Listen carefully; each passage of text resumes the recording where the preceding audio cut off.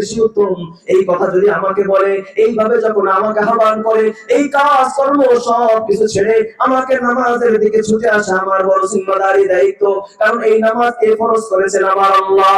আমার আল্লাহ এই নামাজ আমার উপরে ফরজ করেছেন। এই নামাজ আমার উপরে নফল না, এই নামাজ আমার উপরে মুস্তাহাব না, এই নামাজ আমার উপরে শুধু ওয়াজিব না, বরং আল্লাহ পাঁচ ওয়াক্ত নামাজ প্রত্যেকটা মুসলমানের উপরে ফরজ করে দিয়েছে। ও মুসলমান ভাইরা আমার, যে ব্যক্তি পাঁচ ওয়াক্ত নামাজ পড়ার সময় পায় না, পাঁচ ওয়াক্ত নামাজ পড়ে না, মসজিদের মধ্যে আসে না, নামাজের ধারের কাছে আসে না, ওই মানুষটা কিন্তু মুমিন হইতে পারে না।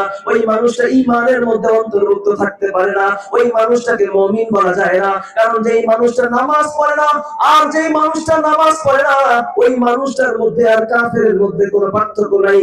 কারণ নবী আলাইহিস সালাতু ওয়াস সালাম বলেন, একজন কাফের এবং একজন মুমিনের মধ্যে পার্থক্য হলো তার মাঝখানে নামাজ।